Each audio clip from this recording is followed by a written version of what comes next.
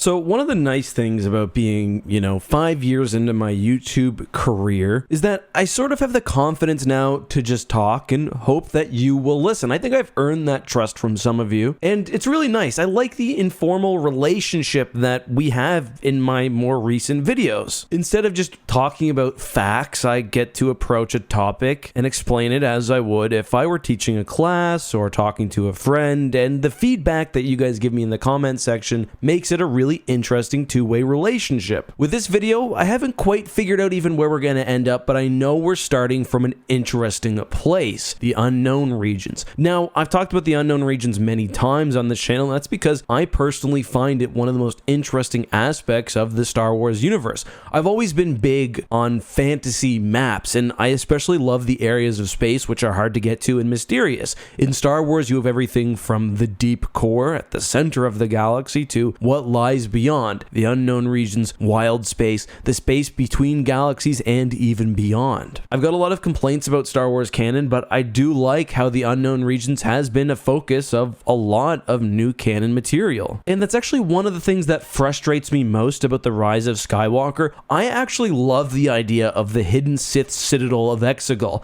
Palpatine building up his forces, a redoubt for when he dies, a final battle at the literal heart of evil. I think that's so cool, especially where the unknown region itself sort of has this overarching theme of what's really out there. Is there a corrupting influence? Who knows? And it could have been played off extremely well, especially with the early mystery of Snoke set up in episode 7, but obviously a lack of planning ended up with it falling flat. The question for me is, now can later material make it retroactively more interesting? I don't know, but it is interesting to me how, with the focus on the unknown region, some things have changed, but some things have stayed the same. In an earlier video on the channel, I talked about how the definitions of the unknown region and wild space have been changed, almost flipped a bit in Star Wars canon. I do think that's maybe overstating things, but it's probably good to look at the definition as a starting point. So in Star Wars canon, the unknown region specifically refers to the western portion of space, which is largely unmapped. Obviously, cardinal directions are somewhat meaningless, but if you look at this map, you know what I mean by western portion. This big part of space without a whole lot of hyperspace routes that's a lot less colonized than the rest of the galaxy. Now, this is different from Star Wars Legends, which called the unknown region specifically any area of space which has been minimally explored and not recorded in official logs. Interestingly, according to the Essential Atlas, in Star Wars Legends, the name unknown regions was, and I quote, popularly applied to the less known parts of the Western Disk, i.e. where the unknown region sits in Star Wars canon, but also includes basically anywhere across the entire galaxy which has not been fully surveyed or explored. Even technically, extragalactic space could be considered the unknown regions. As a contrast, there's also wild space. This is a bit of a weird one. In Star Wars Legends, wild space is, and I quote from the, again, Essential Atlas, not a formal government label, but rather a name applied to the unsettled galactic fringe and any similar territory with negligible colonization or industrial development. It's sort of the expanding frontier, with wild space being pushed back by civilization. In contrast, Star Wars canon goes a bit more with the unknown regions designation, saying that wild space is off the edge of the map, where no one knew what's on the other side. This is the very first paragraph of the Wikipedia article, because to my knowledge, it's one of the only times the actual distinction is mentioned in canon, but the contrast given is the unknown regions, which in canon apparently are areas mapped but largely unexplored. So you can see how there's a bit of difference here.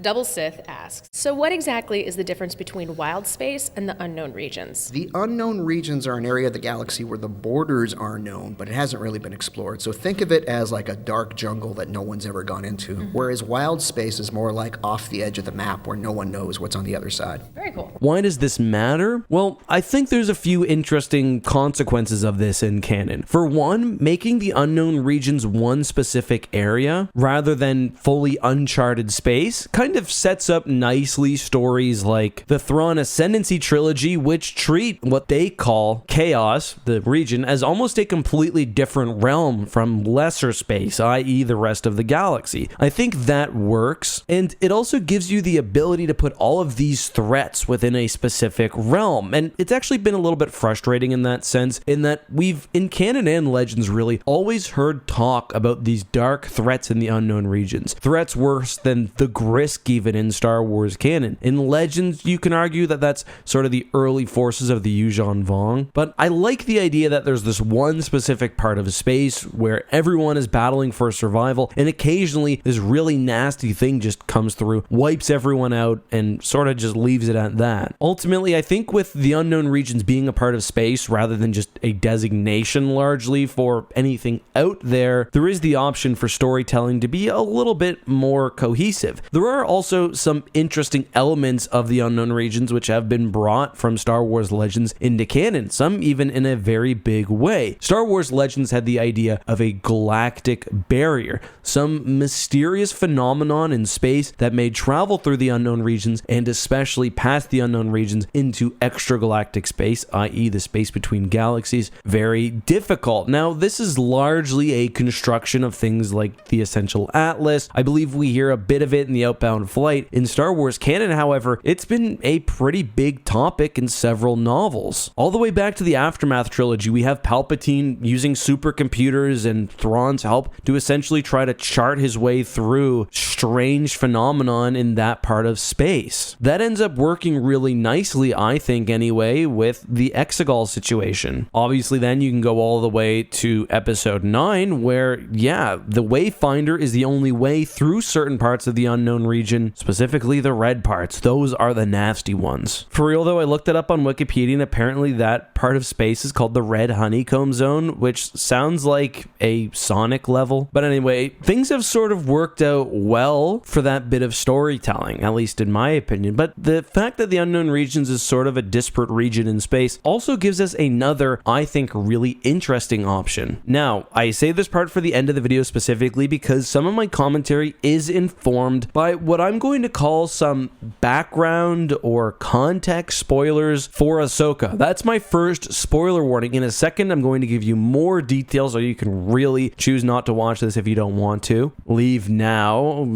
There's your second. Specifically, I'm going to be talking about where Thrawn and Ezra went based on what I'm going to call very credible rumors from Making Star Wars. Okay, you have a second? All right, let's talk about it. So, according to Making Star Wars, the Ahsoka series may take place in a completely new area in the Star Wars galaxy. I'm going to link to Jason Ward's article down below, but he says, and I quote, "In the Ahsoka series, Thrawn and Ezra end up in the New Beyond or New Space for a time after the events of Star Wars Rebels. I'm not sure if that's what the region is called or if that is the shorthand title for the setting. The region is a completely new and unexplored area of the Star Wars universe that differs from what we have had in the books and comics. The region views and uses the Force differently than how our existing Star Wars stories have in the past." So this is interesting to me because I think the promise of the unknown regions has as of yet been unfilled. We've always been told that there's a weird area of the Star Wars galaxy with threats